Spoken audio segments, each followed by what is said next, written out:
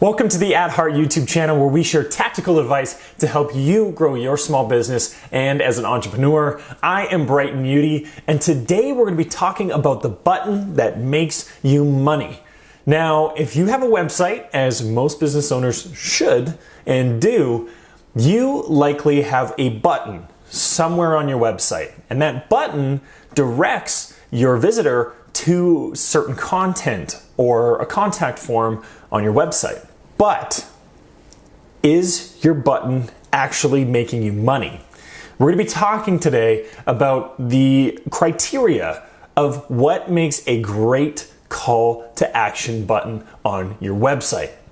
So most buttons on small business websites have a bit more of a passive call to action on them. So a call to action is a phrase or a word that sparks action in our visitors or in our customers. An example could be learn more or get started, and those are probably two of the most used and most common call to actions that are on buttons throughout all of small business marketing in general. They're not the best choice, and here's why. A learn more or get started call to action is passive. It's not clear, it's not direct, and it doesn't actually end up creating an outcome. There's no clear outcome within that call to action.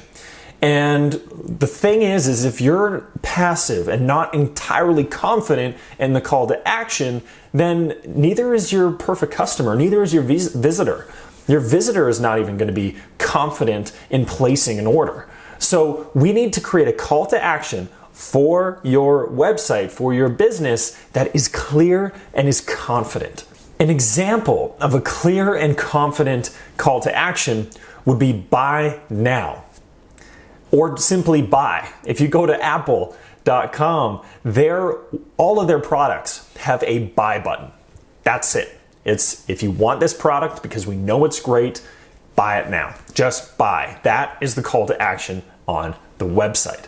So what is a clear call to action for your business? Is it schedule an appointment? Is it schedule a free call? Is it buy now?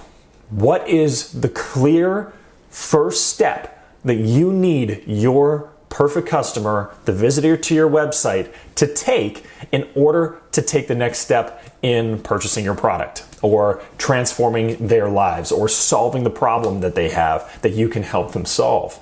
So what is that clear call to action? Change every button on your website to that call to action. That is the other piece of this. There are many small businesses out there that use too many calls to action. If you have a website, your homepage, all should have 90% of the time the exact same call to action. The only exception to that rule is if you have a transitional call to action.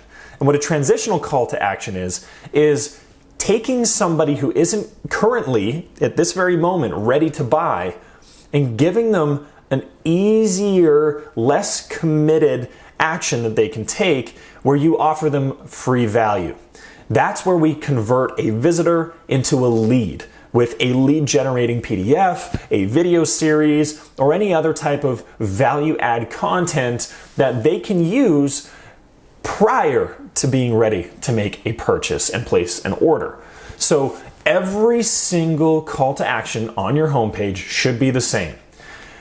The rule of 7 has been, tossed around the marketing community for a long time. And what it is we need to hear things about 7 to 8 times in order for us to actually subconsciously understand and remember the information so that we actually take that action. So we need to see or hear something about 7 times in order for us to clearly understand it and know what the marketer is trying to ask us to do. So if you have your homepage and you have multiple sections, as you should when you're scrolling down the homepage, each section should have that call to action, except if it's going to be a transitional call to action where you turn that visitor into a lead instead of into a purchasing customer right off the bat. So that is something to think about. Make sure that you're using the same call to action. Be consistent. Say the same thing over and over again. You may feel like you're sounding pushy. You're not. You're giving your perfect customer, the visitor to your website, a clear first step in order to solve their problem and engage your company in order to help them solve that problem. Another quick pro tip for making sure that the buttons on your website are really effective is placing 2 of them within eyesight on your homepage. So envision the landing page on your website. Somebody types in your URL, they hit enter, they land on your page. Without scrolling, that's what we call above the fold, which is just like a newspaper. It was the headline, the image, it was what you saw before you unfolded the newspaper. So what is above the fold? You should have 2 buttons there. One should be on the actual banner itself. So you should have the call to action right there. Then you should also have it in the top right corner. It's prime real estate. You will notice that that is where your checkout is, where your cart is, where your bag is when you're on any e-commerce website. That's where it is.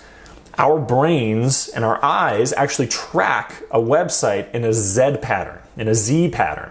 So when you land on the page, typically there's a logo in the top left corner. You scan over to the top right, which gives you that call to action, so you need to put it there. And then it scans across and down diagonally back to the left bottom corner.